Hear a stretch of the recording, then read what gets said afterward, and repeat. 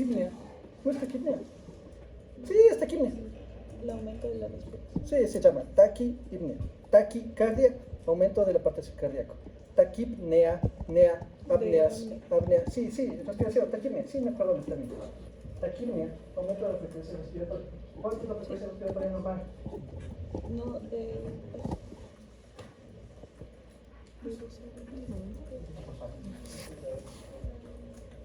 Respiratoria normal. No sé tu nombre tampoco. 22. ¿Bella? Delia. Hola. ¿Cuánto es la frecuencia respiratoria normal? 20. Sí, 20. Normalmente está 20. De 16 a 20 ya. Y esto se le considera como criterio con la frecuencia respiratoria superior a 22 respiraciones por minuto. ¿Sí? Tiene que ser medido en un minuto. Todos los signos vitales en un minuto. Nada que le mido en 10 segundos y multiplico por 6. No, en un minuto. ¿Sí? ¿De acuerdo? Que no. En un minuto. Hay problemas. Ya.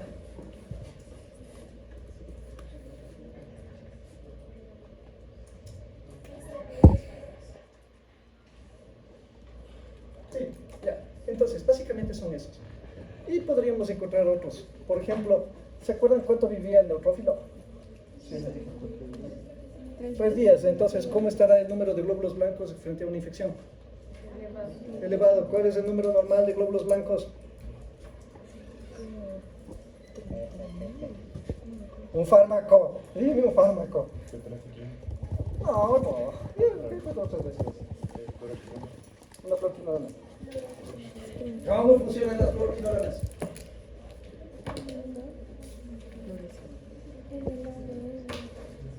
¿Cómo funcionan las fluoquinolonas?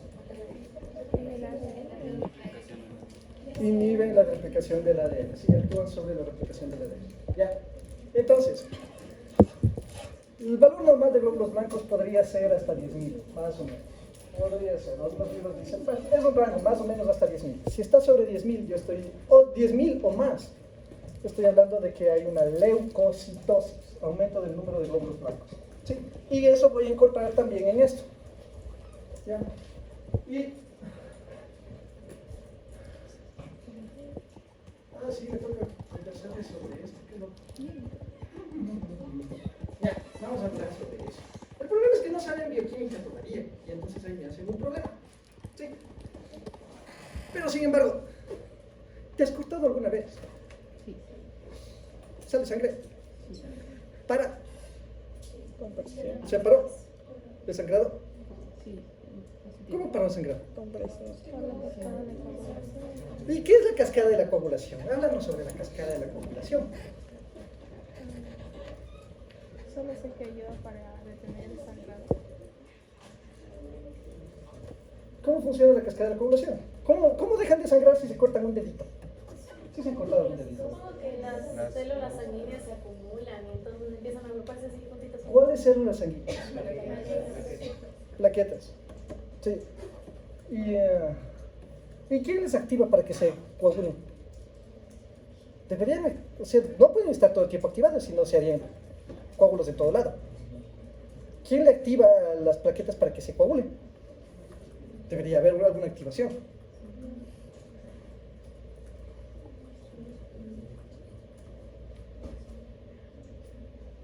El daño del endotelio. ¿Sabemos qué es el endotelio? ¿Sabemos qué es el endotelio? Sí, sabemos que el endotelio es el tejido. ¿Qué tipo de tejido? Simple plano. Simple plano, muy bien. Tejido simple plano que se encuentra recubriendo la cara interna de todos los vasos.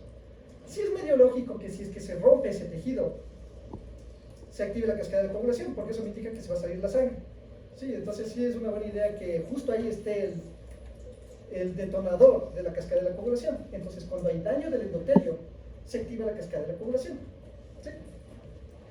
En bioquímica ustedes deberían ver cómo se da esta cascada de la coagulación, que tiene una serie de pasos moleculares proteínicos con una serie de factores. ¿Sí? Se le llama el factor 10, el factor 2, el factor 7. En todo caso tiene dos partes, dos componentes. Una parte de proteínas, una cascada proteínica que produce cadenas de fibrina, ¿sí? Porque todo lo que trata de tapar el cuerpo pone tejida de fibrina, ¿sí? Fibrina y fibrinógeno, ¿ya? Y ahí, plaquetas. Y las plaquetas son como ladrillitos, como baldosas que tapan el agujero. ¿De acuerdo? ¿Sí? ¿Sí, de acuerdo? Ya. Entonces, la cascada de la coagulación se da principalmente por dos partes. La cascada proteínica, ¿sí? Y las plaquetas. ¿De acuerdo hasta ahí? Ya. Se daña el endotelio, se activa la cascada de la coagulación. ¿Sí? El problema es que los procesos infecciosos y una respuesta inflamatoria inmunitaria generalizada daña el endotelio en muchos sitios. Por eso el paciente está con ese edema, ¿sí? Porque el líquido se está saliendo, pero el endotelio se está dañando. Y también hay bacterias que tienen toxinas que actúan también directamente sobre el endotelio. ¿Qué pasa si se activa la cascada de la coagulación en todo el endotelio del cuerpo? Se coagula la sangre, ¿sí? ¿Qué es lo que se utiliza para hacer un coágulo principalmente en células? Plaquetas, ¿sí? ¿Cuántas plaquetas tenemos en el cuerpo? Son valores normales de... Sí les da de ver, chavo. 250 1000 por... Debe haber en una unidad de volumen. Microlitros, ¿qué es? O ml. Microlitros debe ser. 250.000 plaquetas por microlitro. ¿Ya? Pero de todas maneras es un número finito. Entonces, si se está activando la cascada de coagulación en todo el cuerpo, las plaquetas hacen trombos y se consumen. Y después ya no hay más plaquetas. Y al no haber más plaquetas, en cualquier sitio que haya una herida, no va a haber plaquetas para que estén tapando. Y el paciente sangra. Entonces, el resultado de una coagulación intravascular diseminada es que el paciente muere desangrado porque se consumieron las plaquetas. Y entonces cualquier herida sangra. Por ejemplo, si sangra en el centro del cráneo, la sangre se acumula y le aplasta el cerebro y comprime el bulbo raquídeo y deja de respirar. ¿Qué es la heparina para que no se coagule? No me acuerdo, pero actúa sobre uno de los factores. Me parece que son K-dependientes incluso. Me parece que actúa sobre los factores K-dependientes. Podríamos buscarlo en Google de una vez. ¿Sí? ¿De acuerdo hasta ahí? Sí.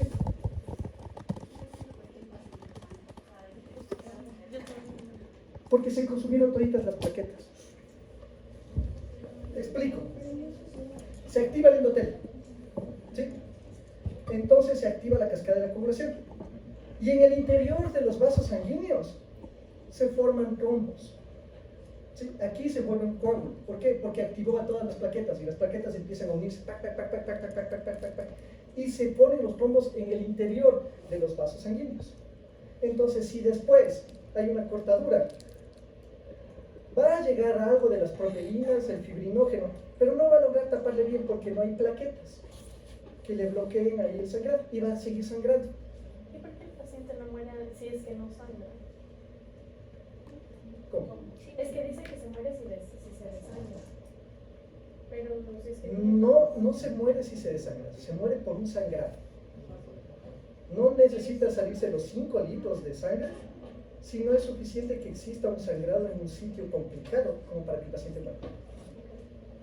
Por ejemplo, por eso les decía en el cerebro, en el cráneo, si hay un sangrado aquí, no necesita que se llene 5 litros en el interior del cráneo. Con mucho menos aumenta la presión y le aplasta al cerebro y bloquea, destruye los sitios que controlan el latido cardíaco y la respiración. Bueno, ¿sí? ¿Comprendido? Es medio complejo esto.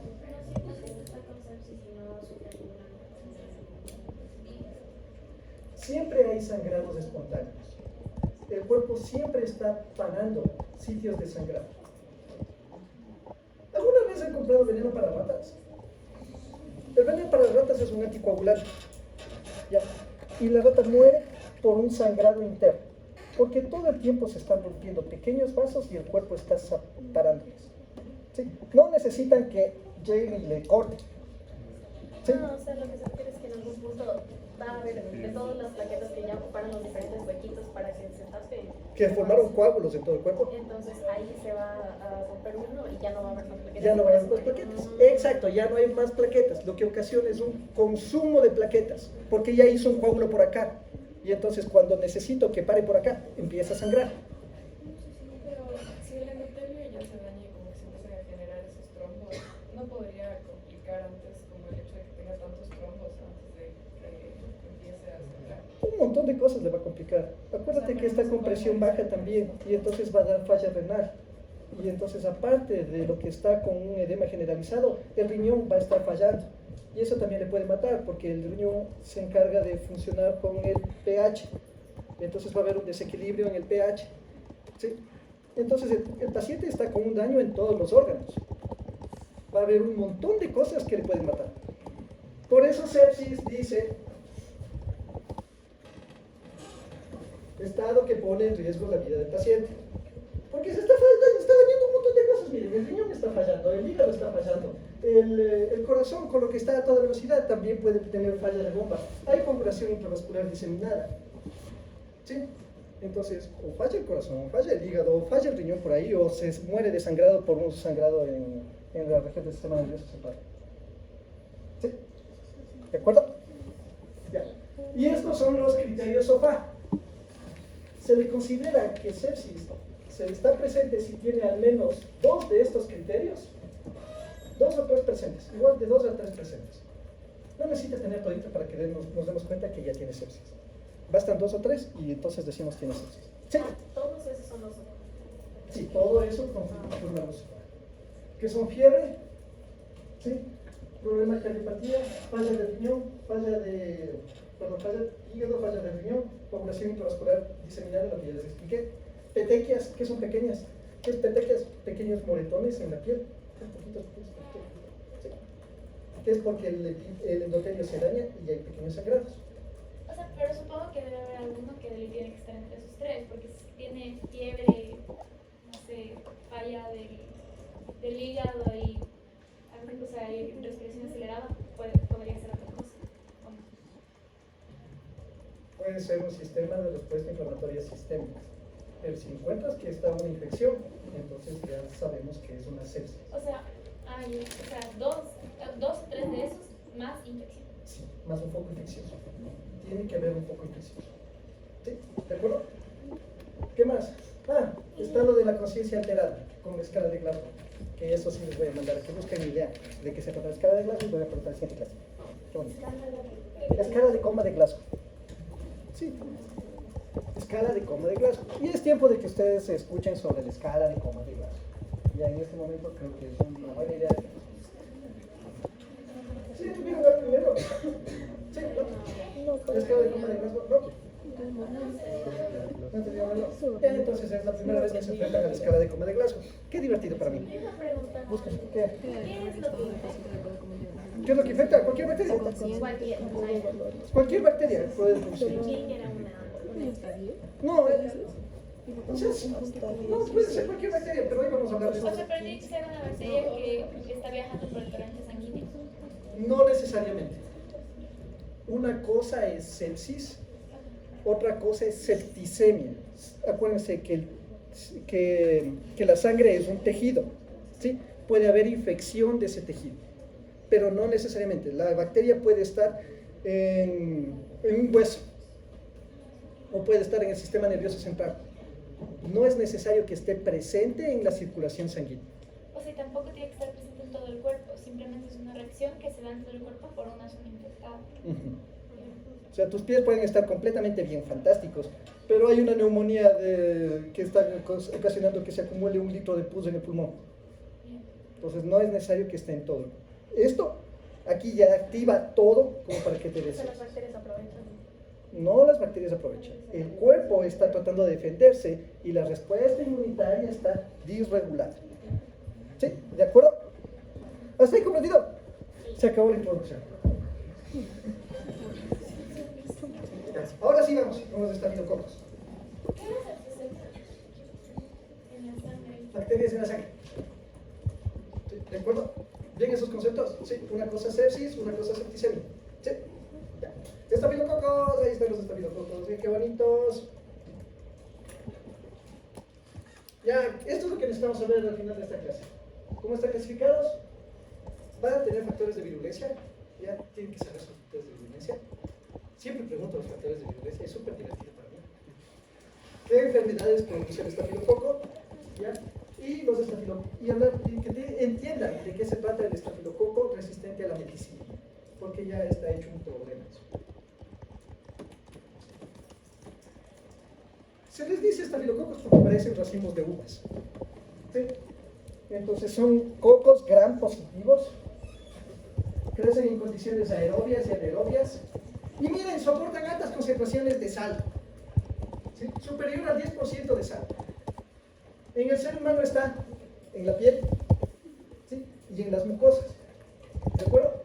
Y estos son asociados a enfermedad: Staphylococcus aureus, el epidermidis, el Haemolyticus, el Lugdunensis y el Saprophyticus. Y se ven así, como racimos de uvas. ¿De acuerdo hasta ahí? Estos son entonces facultativos por ejemplo, en aerobias, en endocrinas.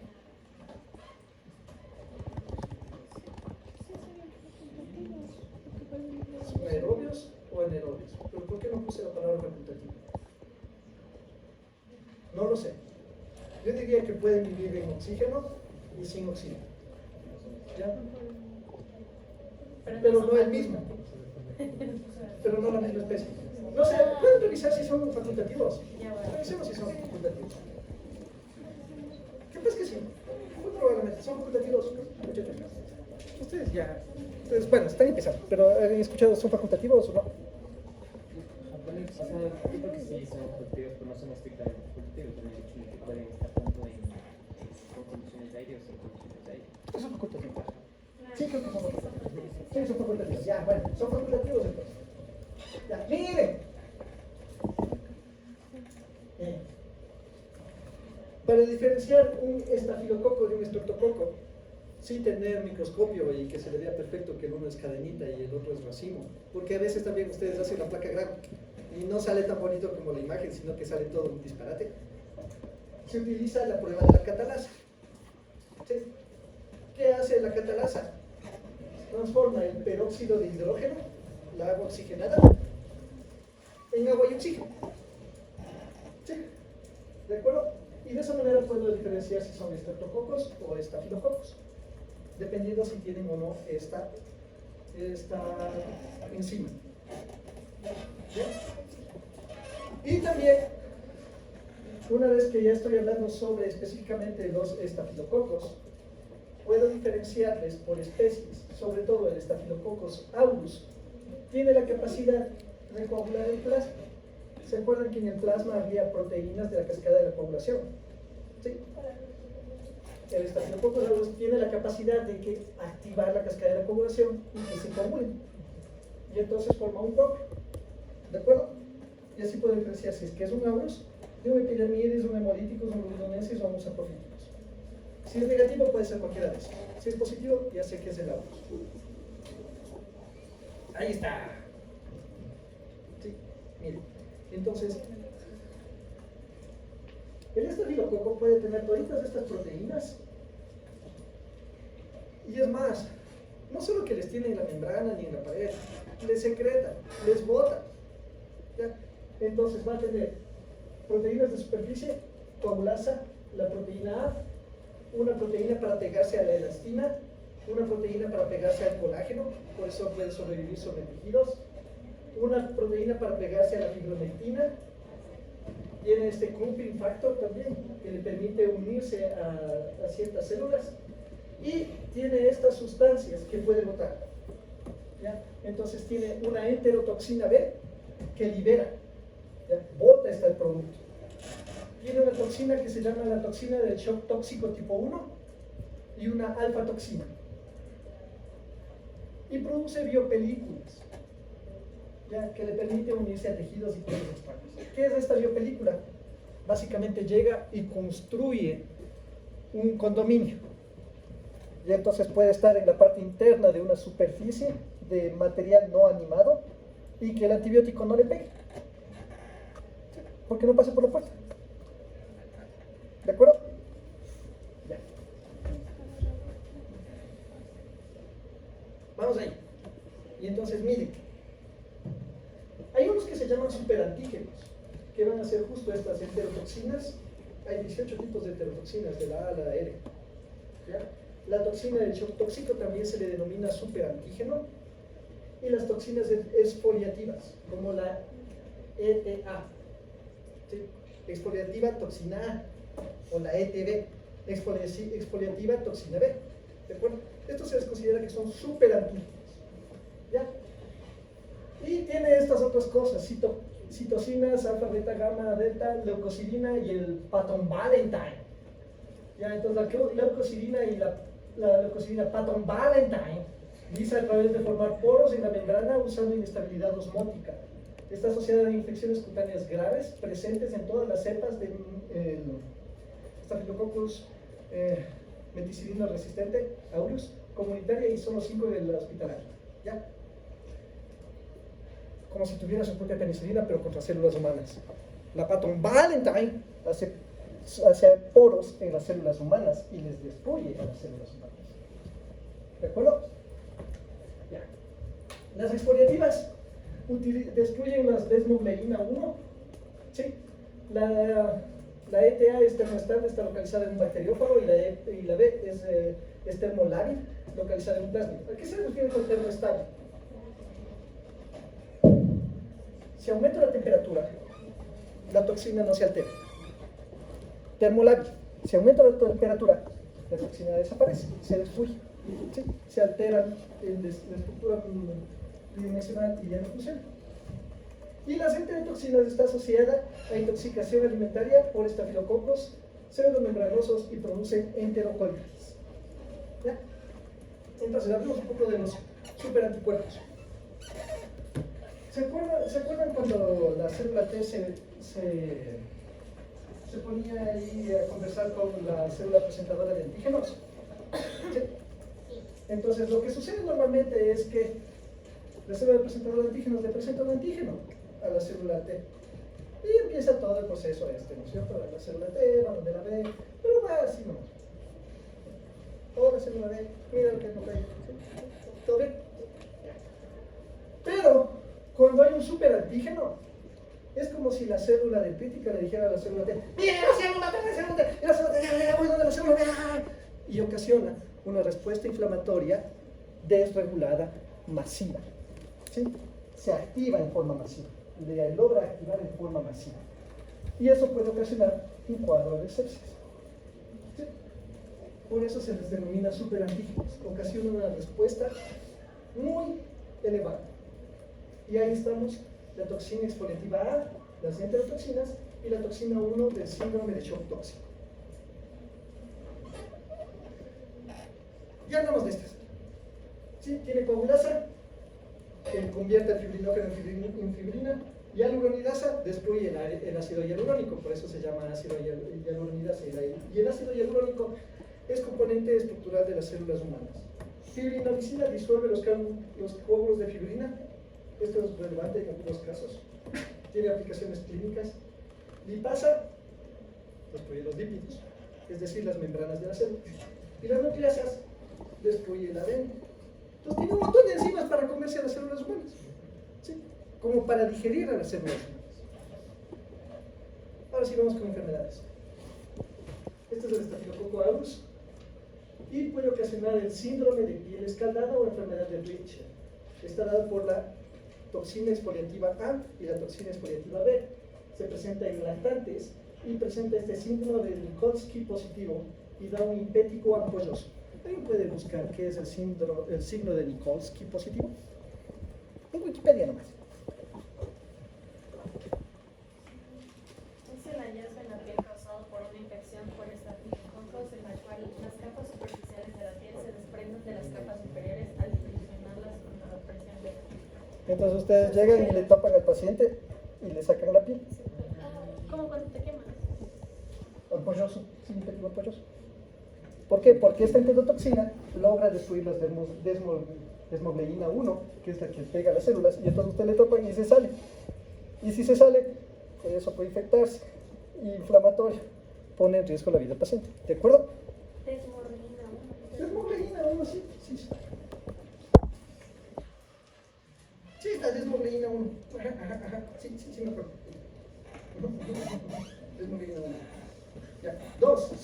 tóxico. Este síndrome de shock tóxico se le ha encontrado que produce shock tóxico. La toxina va a ocasionar aumento de la permeabilidad capilar. Y si hay aumento de la permeabilidad capilar, se sale el líquido extracelular. Si hay una salida de líquido extracelular, el líquido en el aparato circulatorio es poco. Y entonces a los órganos no llega bien. Y en el momento en que no llega bien, los órganos sufren shock. Pero este está dado por esta toxina, ¿sí? No es la activación del sistema inmunitario, sino hay una toxina que está circulando que aumenta la permeabilidad capilar y ocasiona estos problemas. ¿De acuerdo? ¿Qué sucede? Este estafilococo le agrada un poco, como tiene todas estas enzimas, puede sobrevivir bien donde hay sangre, ¿sí?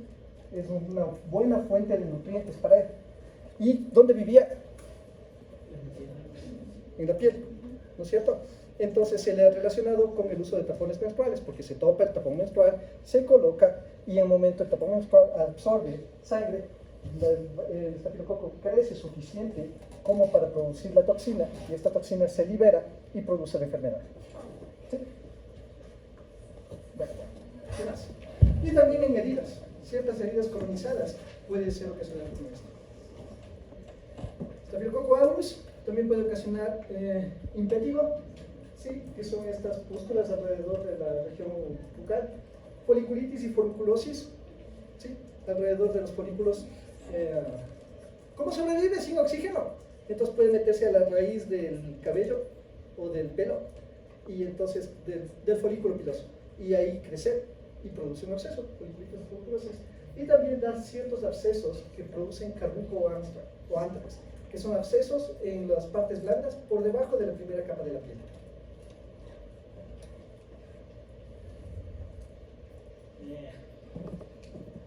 También puede ocasionar intoxicación alimentaria por estas enterotoxinas termoestables, que es de una evolución más o menos rápida, en 24 horas desaparece y que ocasiona náusea, vómito, diarrea y dolor abdominal.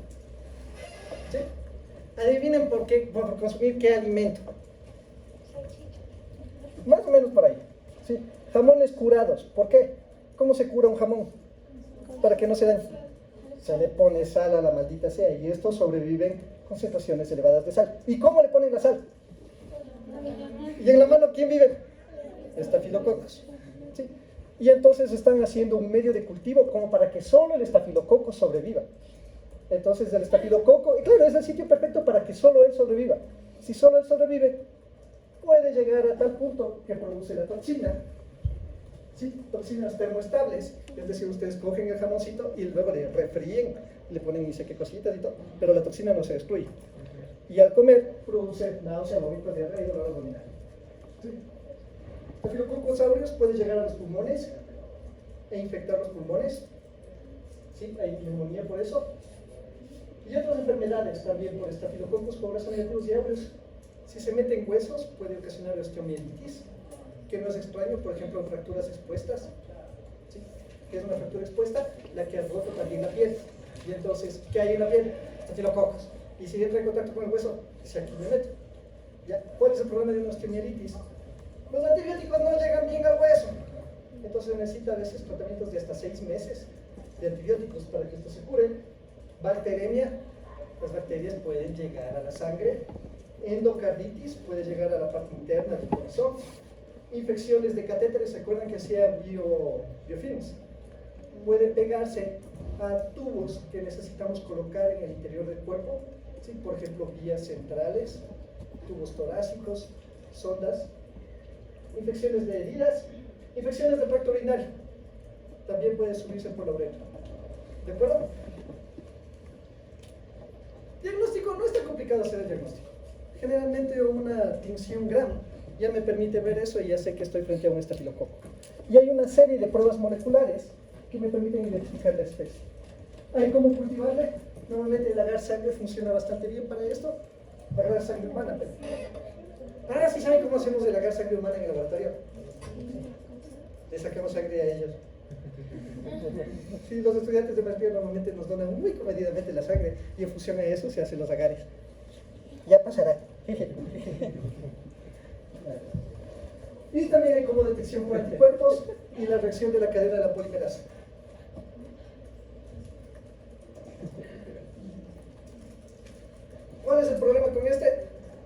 meticilino resistente.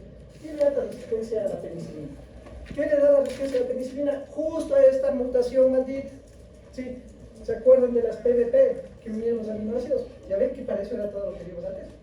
Ahora ya sabemos que el estafilococo aureus puede tener resistencia a la meticilina, que es un indicador de resistencia a la penicilina, por la presencia de una proteína tipo PDP2A, que tiene un cambio conformacional en su estructura, y esto está codificado en un gen que se llama MECA.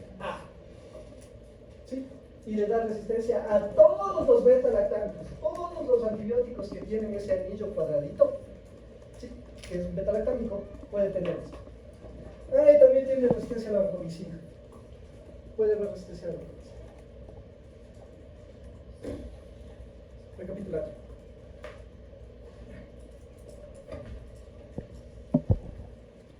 ¿Cómo los clasifico?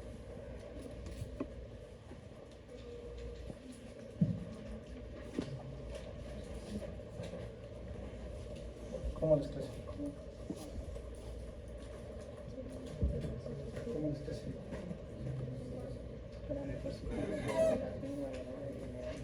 ¿Por favor?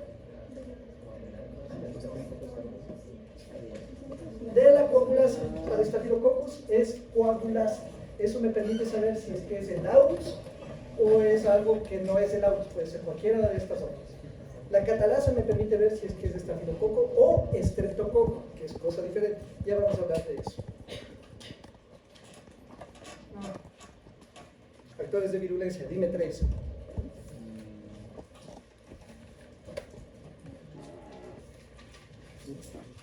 ETA. No, esa es toxina, porque se libera. O sea, sí puede ser un factor de virulencia, pero después, de factores de virulencia me estoy refiriendo más a las proteínas que están pegadas a la membrana, no a las toxinas que está secretando. Ya que me hablaste de las toxinas, dime las 3 toxinas. La ETA, la enterotoxina 1 y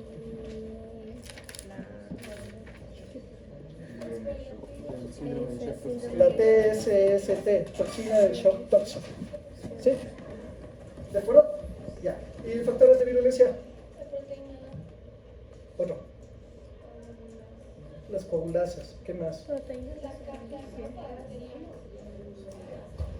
Teníamos el que se acuerdan. Había la hialuronidasa. Aquí está. Coagulasa, proteína A, la que se une a la elastina, la que se une al colágeno, la que se une a la fibronectina y el complement factor también. Y aquí hay, miren. Tiene coagulasa, hialuronidasa, fibrinosidasa y lipasas y nucleasas. ¿Sí? ¿De acuerdo? ¿Y las enfermedades? ¿Qué podía ocasionar? Síndrome de shock tóxico, ya, ¿qué más? Foliculitis, osteomielitis, el síndrome de piel escaldada, endocarditis, tenía enterotoxinas, así que va a haber también un problema digestivo con náusea, vómito, diarrea. Intoxicación alimentaria, es una intoxicación alimentaria, neumonías, sí, toda una serie de cosas a dónde se van. ¿Listo? Qué bonito, qué bonito.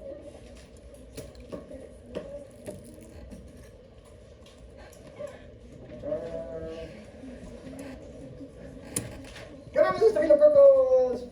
Y ya tenemos una idea de cómo se produce la sepsis, y que septicemia y sepsis es diferente, y que existe el síndrome de respuesta inflamatoria sistémica, y que... ¿qué más? Ya sabemos cositas. Bueno, eso espero.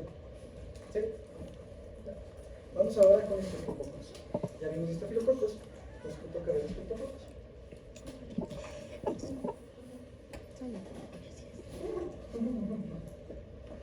Esto deberíamos saber de los estreptococos como base. ¿Cómo les clasifico? Que hay enfermedades que producen pus y otras enfermedades que no producen pus. ¿En quiénes produce infección el estreptococo agalactiae? Este es súper importante. Enfermedades relacionadas con el estreptococo pneumoniae también es súper importante. Todo es súper importante. ¿Y por qué los enterococos son difíciles de tratar? Ese ya saben.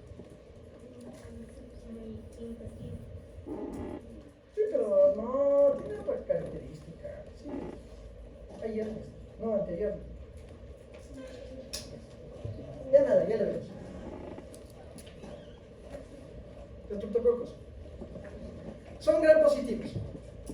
acuerdo? Pero estos no están en racimos, están en cadenitas.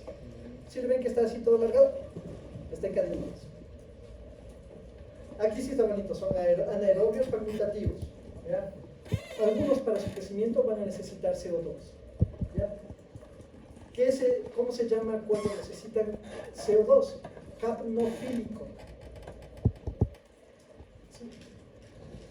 ¿Sí? ¿Sí está claro lo de fílico? Filial. ¿Sí? Carno, CO2. Necesitan un medio enriquecido con sangre o suero, y estos son catalasa negativos. ¿Se acuerdan? No se acuerda. ¿Cómo funcionaba la catalasa?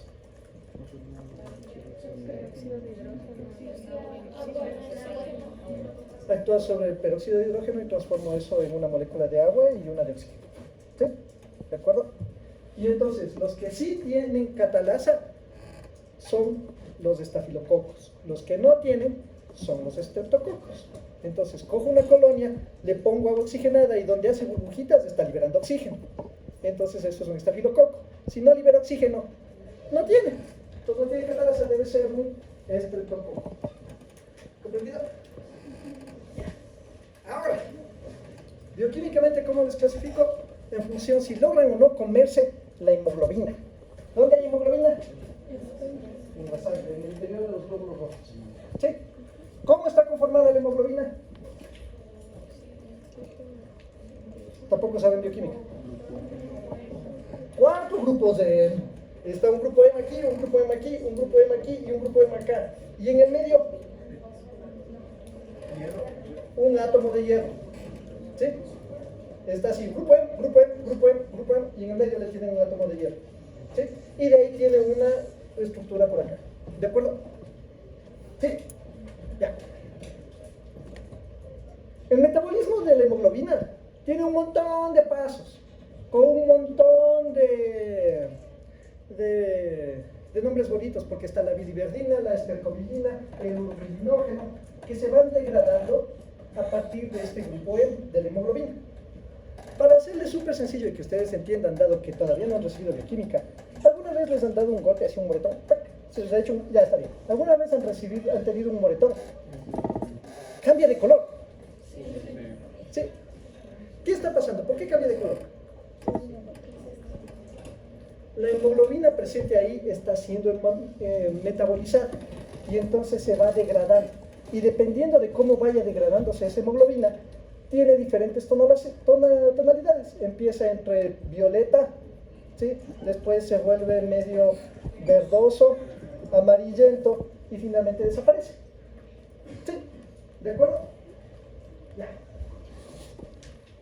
Entonces, si el estreptococo logra comerse toda la hemoglobina, tiene una beta hemólisis en el que todo está transparente, porque le comió completito, no dejó ni un grupo M, ni un radical por ahí, le destruyó, pero hasta el final, y entonces ustedes le ven transparente. ¿Sí? Si es que es una alfa hemólisis, en cambio no le logra metabolizar toda la hemoglobina. ¿Sí? De lo que el moretón era violeta, se queda en verde. ¿Sí? No logra, se queda en verde. Y entonces ustedes ven colonias verdosas sobre la sangre. Esa es una hemólisis parcial. ¿Sí? Se le ve parcialmente hemolizado, se le ve verde. Y si es que no logra comerse, entonces alfa, beta, gamma hemólisis. Se queda el moretón. Así que, ¿cómo veo esto de alfa, beta hemólisis? Hago un agar y pongo sangre humana y de ahí le crezco ahí al estreptococo y veo si es que le logra o no metabolizar, dependiendo de la coloración que produce. ¿De acuerdo? ¿Dudas? ¿Preguntas? ¿No? ¿Preguntas? Vamos a ver. Entonces, miren, para diferenciar en estreptococo y estafilococo, hago prueba de catalasa. ¿Sí? Si ya sé que es un estafilococo, le hago coagulasa, que es lo que me importa ahí saber si es que es el aureus. ¿Sí? Ahora, a los estreptococos les crezco en este medio y ya sé si son alfa, beta o gamma. ¿Sí? Los alfa, veo veo si es que tiene resistencia a un antibiótico específico que se llama autoquina. Y si es que sí tiene resistencia, sé que es un Streptococcus pneumoniae. A los beta les pongo un disco de un antibiótico que se llama vacitracina. Y si es que es positivo, sé que es un Piógenes. Streptococcus Piógenes. Y si es que no hay hemólisis, ¿sí?, le veo si es que crece en sal al 6.5%. Y en ese caso, sé que los que logran sobrevivir a esa concentración de sal son los enterococos. ¿Sí? Esa es la forma en que puedo subidentificar qué especie se trata dependiendo de pruebas bioquímicas y de antibióticos. ¿Sí? Eso verán en profundidad en el laboratorio. Tienen toda una práctica de estreptococos, en el que básicamente van a hacer la prueba de la catalasa, van a crearle una caja Petri con sangre, van a hacer todas estas pruebas de los discos de autoquina, van a ver todo eso. ¿Ya?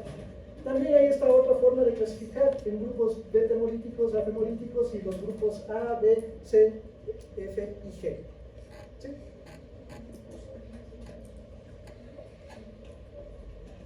Vamos con esto. Estreptococo beta hemolítico del grupo A, Estreptococo Piógenes. ¿Qué es pío? Griego, pío, pus. Genes, producción, origen. Entonces este es un estreptococo que da pus, produce pus.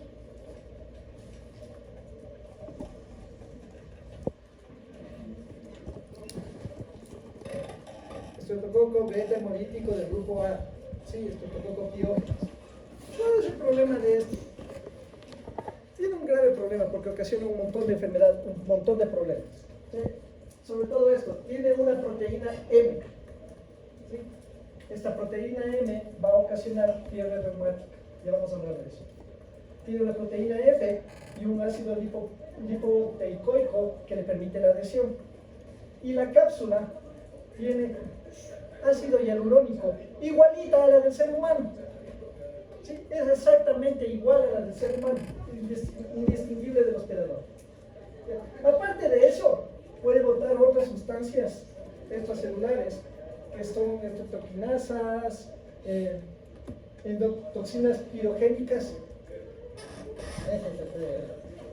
Hombre, me olvidé. ¿Perdón? Danae. ¿Qué significa piro? Piro. ¿Has escuchado de los pirómanos? De piro el de los hombres X. ¿No? De piro grabado. Nunca han hecho piro grabado. Piro. Fuego. Si es una proteína pirógena. No produce fuego, da fiebre. Da fiebre, o sea, está rojo y está acalorado. No va a incendiar a la persona, pero sí le produce fiebre. ¿De acuerdo? Sí. Estreptolicinas, DNAsa y aluramidasa. Y otras también, fibras antígenas y la proteína M. Sobre todo la proteína M. Acuérdense de la proteína M. Ya. Entonces, tiene exotoxinas pirógenas estreptocócicas que se llaman A, B, C, F, que funcionan como superantígenos. Ya explicamos que es un superantígeno. ¿Sí? Hay estreptolicina, hay hemolicina de lice celular que restaura el oxígeno. Hay una estreptolicina O que es una hemolicina lábil al oxígeno, es decir, como oxígeno ya no funciona. Produce estos anticuerpos ASDO y ASTO. Produce estreptoquinasa A y B, activa la plasmina, produce fibrinolisis. Esto se utiliza industrialmente. Ya les voy a contar al final de la clase para qué. Tiene DNAsa. ¿Qué es una DNAsa? Rompe el ADN. ¿Sí? Y miren, tiene proteasa del C5A. ¿Qué hacía el C5A? No hacías así. Naomi, tú sí sabes, ¿qué hacía el C5A? 4 C9 y produce el poro en la cascada del complemento. Entonces, esta bacteria tiene una sustancia que le destruye al que va a activar la formación del poro. ¿Sí? Para poder defenderse del complemento. De esa manera el complemento no le va a hacer maldita la cosa. Sí. Ahora sí, enfermedades. Sí ven esas unidades. Entonces, criterio CENTO, que es uno de los principales criterios que deberían saber como estudiantes de medicina para identificar una faringitis infecciosa. Usen las amígdalas, que es uno de los criterios. Adenopatía cervical anterior dolorosa. Le encuentran que tiene unas bolas aquí por delante del esternocleidomastoide. Aquí, un montón de ganglios, unas bolas de aquí. Adenopatía cervical dolorosa. ¿Sí? Fiebre y normalmente no tiene tos. ¿Sí? 3 de estos criterios me orientan a que posiblemente es una infección bacteriana.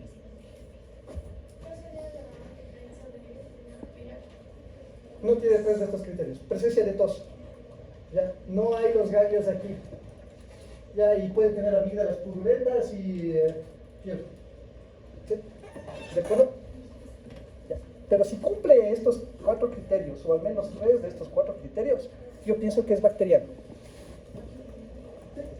Y normalmente presente entre 5 o 15 años. Después de eso ya no es tan frecuente que exista. Y también la escarlatina, miren. Las toxinas pirógenas van a ocasionar eritema, eritrocito, eritema. ¿Qué significa el vocablo eri? Rojo. Sí, porque el eritrocito es rojo. Por eso. Sí. Eritema en tórax y abdomen y lengua frambuesada. Miren, sí parece una frutilla. Entonces puede ocasionar escarlatina y la faringitis. Y también en enfermedades supurativas puede ocasionar piodermitis, es decir, al folículo piloso también va a dar problemas. Erisipela, si ven cómo está infectando toda la parte profunda de la piel. Y otra vez, rojo, ¿sí? Erisipela, y va a ocasionar celulitis, fascitis necrositizante y síndrome de shock tóxico por los superantígenos que puede liberar. ¿Sí? Y ya sabemos cómo funciona el síndrome de shock tóxico. Activa la extravasación del líquido de la parte circulatoria al extracelular. ¿Sí? No por una parte inmunológica, sino por la toxina que tiene. ¿De acuerdo? Ya. Así que ya, ahora, ¿cuál es el problema con la fiebre reumática?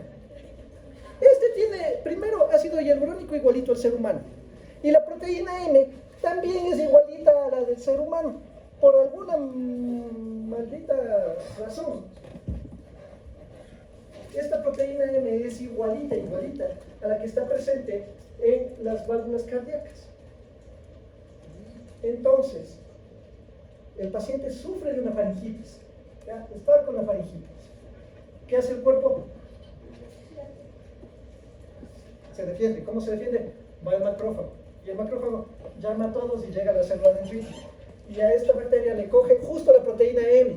Y esa es la que le va y le presenta el linfocito T. Y el linfocito T al B. Y el B produce un anticuerpo sobre la proteína M. Y ese anticuerpo se libera. Pero es igualita a la proteína de las válvulas cardíacas. Y entonces la inmunoglobulina humana destruye las válvulas cardíacas. Afecta a las válvulas cardíacas. ¿Sí? Y entonces va a tener problemas, alteraciones inflamatorias en el corazón, con una lesión crónica y progresiva de las válvulas cardíacas. Pero ¿y por qué permiten producir todas esas mioglobinas si es que va a atacar? Porque nada es perfecto. Pero no le reconocen que la proteína de la parte del cuerpo no le considere como... No le identifica.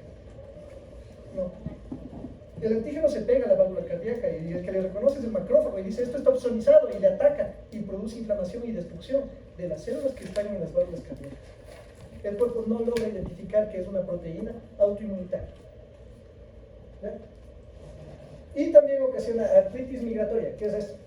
Le duele la articulación aquí y luego le duele la de acá y luego duele la de acá. Está migrando, no está en el mismo sitio el dolor de la articulación.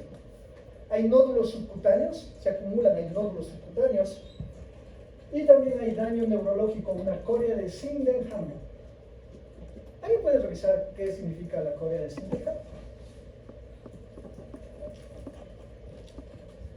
¿Qué es la correa de Sindel? ¿Qué es la correa de Sindel?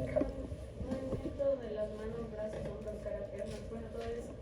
Sí, sin propósito, Incontrolable. dice, se ven como espasmos y les aparecen durante el sueño.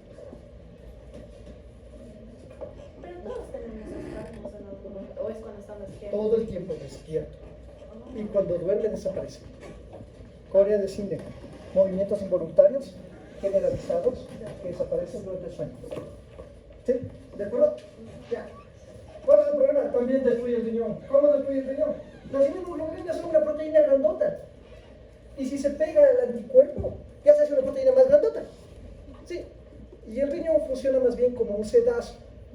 Muy a grosso modo, diré que el glomérulo y toda esta cápside donde se da la ultrafiltración es como un sedazo que puede taparse.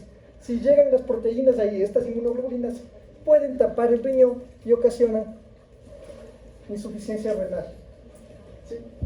Se produce normalmente una semana después de la infección faríngea del piel. Va a dar edema facial. ¿Se acuerdan que les dije que si hay daño renal, el edema sí se presenta, pero es más en cara y miembros inferiores y cambia con el día? ¿Sí? Hay retención de líquidos y acuérdense, el riñón también actúa sobre la presión arterial. Entonces también va a haber problemas de presión. Si está dañado el riñón, vas a ver sangrado. Y entonces la sangre, ¿dónde saldrá? Por la orina. Hematos, sangre, urea, orina, hematuria. Y si salen proteínas, porque ya no vale el sedazo, estuvo tan tapado que ahorita toda proteína está saliendo, proteinuria. Pero no creo que podamos ver las proteínas. Sí se puede. ¿Y cómo se ve? Sí se puede. Una vez mi profesor de semiología me dijo cómo se puede hacer eso. Las proteínas usualmente producen espuma en el momento de la micción. Entonces ustedes pueden encontrar orina repleta de espuma así. Y entonces ya ven, solamente le ven al paciente y dice, tiene proteinuria. ¿Sí? Obviamente, si es que le hago un elemental microscópico de orina, puede encontrar directamente ahí cilindros o proteínas estructurales en la parte microscópica. ¿Sí? ¿Sí? Y también hay tiras reactivas. Tú metes una tira reactiva en un poquito de orina y te dice, tiene leucocitos, tiene proteínas, tiene glucosa, tiene urea, tiene no sé qué. Pero clínicamente sí puedes ver. Si hace mucha espuma, está liberando proteínas. ¿Han hecho espumilla? Sí, ¿no es cierto? Hace espuma. Es albúmina, es proteína. ¿Sí? ¿De acuerdo? ¿Tenemos un minuto? No, sí, 20 se acabó. Tenemos un minuto. No lo logramos.